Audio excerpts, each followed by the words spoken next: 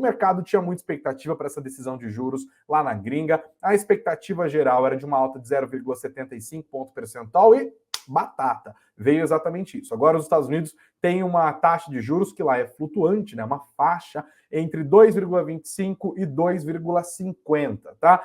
Eles também têm um outro sistema diferente quando a gente está falando de meta de inflação. Aqui no Brasil, o Banco Central segue uma meta que é restrita para o ano, né? Tem o centro da meta, tem uma variação. Lá nos Estados Unidos, eles têm uma meta de 2%, mas que é dissolvida no tempo, né? Não é nem um tempo que é claro, assim.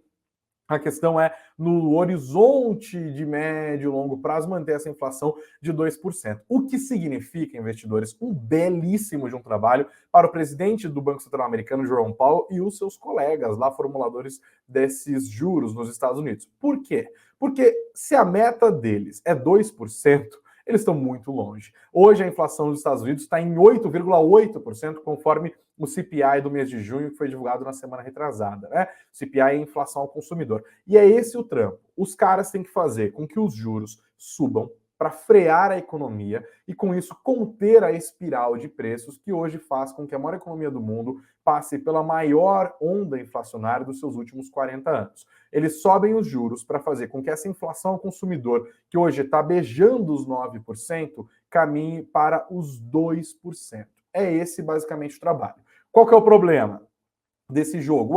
Se a ideia é só como fazer convergir para a meta, né? Porque a inflação é um belo problema, tá aquele pau nessa inflação, nesses juros, bota os números lá em cima e aí a inflação vai ceder. Parece simples, mas se fosse simples não tinha toda essa estrutura que a gente está aqui sempre tentando explicar. O problema é quando o Banco Central sobe juros muito rapidamente para deter um processo inflacionário, que inclusive há dúvidas sobre o tamanho da efetividade desse aperto monetário para conter esse processo inflacionário, eu já vou detalhar por que isso é tão complicado, isso também pode jogar a economia americana num processo recessivo. Pois é, e aí a economia americana entra em processo recessivo, a economia global entra em recessão tudo de uma vez, o mercado vira tudo ao contrário, o mercado de trabalho fica fraco, a gente cai numa crise econômica para deter a inflação. Por isso, investidores, inflação é tão importante, por isso todo mundo está operando inflação. Aqui no Brasil, quem está acompanhando a economia há mais tempo, já sabe, né? Inflação aqui é nossa velha amiga de guerra, né? Passa governo, volta governo, moeda. Claro que a nossa situação é muito mais confortável desde o Plano Real, desde 1994, o Plano Real foi lá, dá uma moralizada nisso, né? Mas depende de outras coisas, depende de como o governo gasta, depende da credibilidade fiscal, depende de conjunturas internacionais, a situação é um pouco complicada. O fato é, os Estados Unidos passam por essa onda inflacionária muito grave. Aqui no Brasil, a gente tem essa inflação acumulada de 2 dígitos, mas o nosso Banco Central começou a subir juros lá atrás, porque a gente não tem a mesma credibilidade dos bancos centrais lá de fora. Por isso, inclusive, as nossas altas de juros são muito mais firmes, né? Os processos de aperto monetário são enormes, nossos juros estão lá nas alturas, porque, claro, quando o Brasil pede dinheiro emprestado para se financiar, o mercado cobra um prêmio, isto é, uma taxa de juros maior, porque a gente não inspira tanta credibilidade quanto a economia americana. Por isso, inclusive, a nossa capacidade de endividamento é muito diferente da capacidade de endividamento de um país como os Estados Unidos, que os caras simplesmente têm a máquina de dinheiro do dinheiro que todo mundo quer. O problema é que a pandemia fez com que eles botassem essa máquina de dinheiro para trabalhar, isso é um jeito de dizer, né? Porque não é que eles estão necessariamente imprimindo dólar, mas eles adotaram uma política monetária que foi absolutamente estimulativa. Eles jogaram os juros lá para baixo e começaram com um processo de recompra de ativos, né, botando dinheiro. Então você tinha um título do Tesouro Americano, o Fed chegava para você e falou, ó, quanto que vale esse título aí se você carregar até o fim? Vale $100. Ele fala, beleza, quando que é o vencimento disso? É 2030. Então faz o seguinte, eu vou te pagar os $100 agora e esse título passa a ser meu. Você fala, opa, que beleza, vai pagar o rendimento até o fim agora? Vou. Por quê? Porque eu quero que as pessoas tenham dinheiro para estimular a economia, para manter o mercado equilibrado. E aí uma galera pegou essa grana e investiu no mercado, investiu um monte de ações ligadas à tecnologia, porque eram as empresas mais demandantes ali naquele momento, todo mundo usando o Zoom, pandemia, todo mundo em casa, o mercado americano foi lá para cima, o governo americano também deu o seu jeito de aquecer a economia, distribuindo dólares para muita gente, uma semelhança como a gente tem aqui, por exemplo, o auxílio emergencial no auge da pandemia, isso rolou no mundo inteiro, nos Estados Unidos também. Então você tinha um estímulo monetário muito grande e, por outro lado, você tinha fábricas fechando, no lugar onde mais tem fábrica, que é a grande fábrica do planeta, que é a China e outros países asiáticos, né? Por conta justamente da Covid-19, né? O lockdown acaba impondo uma quebra das redes de conexão do capitalismo ali, né? As cadeias produtivas globais.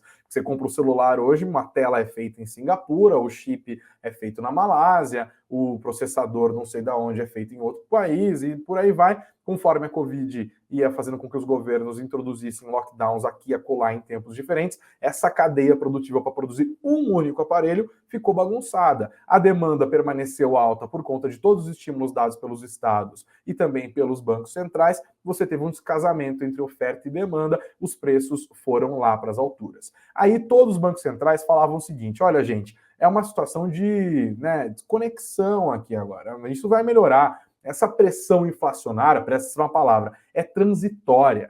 Por que transitória? Porque depois da Covid-19, depois da vacina, vai haver uma reorganização das cadeias produtivas globais e a gente vai conseguir dissipar essa pressão inflacionária. Não vai ser necessário subir juros agora, porque subir juros agora não vai ser efetivo, afinal essa alta de juros, essa alta de inflação tem a ver com a quebra da cadeia produtiva, é uma crise de oferta, tá? E aí, beleza, foram esperando. Aqui no Brasil não deu tempo, o Banco Central saiu subindo juros, mas lá na gringa eles esperaram um pouquinho, até que chegou um momento em que foi vencida essa percepção de que não haveria inflação, por conta de todos esses estímulos e também de que essa inflação que chegou e bateu forte seria transitória. O Banco Central americano finalmente começou a subir juros no começo desse ano, ainda no primeiro trimestre, uma alta de 0,25, depois uma alta de 0,50, depois na última uma alta de 0,75 ponto percentual, a maior desde 1994, e aí o mercado esperava agora essa decisão de hoje, tá? O mercado chegou a apostar que o Banco Central americano subisse os juros em 1 ponto percentual, uma alta estratosférica para os padrões americanos,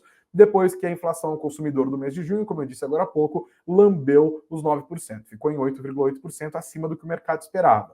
Aí os formuladores de política monetária foram para a imprensa, deram entrevistas, tranquilizaram o mercado, falaram, olha, não vai ser necessário, porque se o Banco Central americano subisse juros em 1 ponto percentual, aí a economia deles provavelmente iria capotar, levar consigo o resto da economia global, e aí seria um cenário recessivo ruim para todo mundo, tá? Por isso, essa decisão hoje era muito esperada. O Banco Central americano meio que já tinha comunicado que ia subir 0,75, e mais importante do que a própria decisão do Banco Central hoje, que já estava precificada, isso que a gente fala, o mercado já apostava nessa alta, essa aposta era amplamente difundida, os investidores estavam posicionados a partir dessa alta, mas o que causou a euforia nos mercados hoje foi principalmente as falas do presidente do Banco Central americano.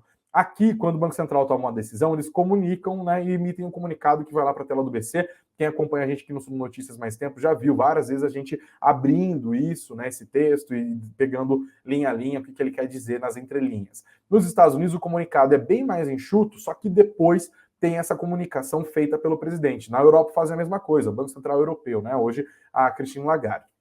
E aí o Jerome Powell falou algumas cocitas que soaram como música super afinada aos ouvidos dos investidores que estavam temendo uma recessão. Depois que veio a decisão, o que os investidores querem saber? Qual vai ser o próximo passo? Qual que vai ser o próximo passo? Será que a inflação vai ser persistente? Será que eles estão apostando em aperto monetário ainda maior? E aí vão dois jargões aqui que é bom pontuar, que é a postura hawkish, que é uma postura de maior aperto monetário, de maior preocupação com a inflação, hawk de falcão, né? E uma postura dovish, que é uma postura dove de pomba, né? É uma postura mais leve. O mercado temia uma postura mais hawkish por parte do Federal Reserve, mas as falas de Jerome Powell foram para uma direção mais dovish, mais tranquilinha, mais pombinha da paz. Olha o simbolinho, ó, que bonitinho. E aí, o que ele falou? Bom, ele disse que essa alta de juros feita hoje bota os juros dos Estados Unidos no nível neutro. Neutro é aquele nível em que você não chega a prejudicar a atividade econômica para conter a inflação. Então, hoje, nessa faixa de 2,25 a 2,50 já seria o nível neutro. De fato, devem continuar a apertar, ou seja, vão entrar no terreno que os economistas chamam de restritivo, né? Tira um pouco do crescimento econômico, aí o mercado sua frio. Então quer dizer que vai entrar em recessão, quer dizer que vai entrar em recessão, quer dizer que vai entrar em recessão. E ele fala, olha, a política monetária vai ser restritiva, mas, porém, todavia, contudo, entretanto, embora, pois, but, como eles diriam os americanos, ela será moderadamente restritiva. E esse moderadamente fez a galera sambar de alegria hoje, tá? Ele disse, inclusive, que vai ser provavelmente apropriado moderar o ritmo de alta. Ele já tinha dito antes que a alta de 0,75, como aconteceu na última vez, era excepcional. O mercado não deveria se acostumar com altas desse tipo.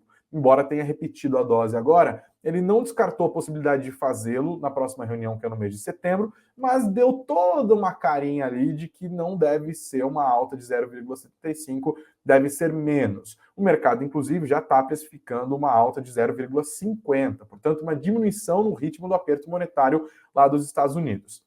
Ele também abandonou um instrumento de política monetária que chama Forward Guidance. Calma, não se desespere, não saia desse bate-canal agora. Forward Guidance, né, como para quem inglês entende, né, é o mapa da mina. Basicamente, o Banco Central antecipa nessa decisão a sua próxima decisão, né? Então, é uma maneira de você já colocar nos preços a próxima decisão de juros. Ele abandonou isso. Ele falou, olha, não vou dizer o que eu vou fazer, não vou me comprometer com a magnitude de um aumento, qualquer que seja. Dei as dicas aqui que não deve ser mais do que 0,75, talvez nem seja outra alta dessa mesma magnitude, mas a gente vai ter que analisar caso a caso. A gente vai pegar, vai sentar, olhar os dados de atividade. Estamos preocupados, estamos olhando para o cenário de emprego nos Estados Unidos, estamos olhando para o cenário de atividade econômica, estamos, claro, olhando para a inflação e desmembrando esses dados, e a gente vai fazer isso daqui por diante, reunião a reunião. Não esperem que eu me comprometa com próximos passos, tá?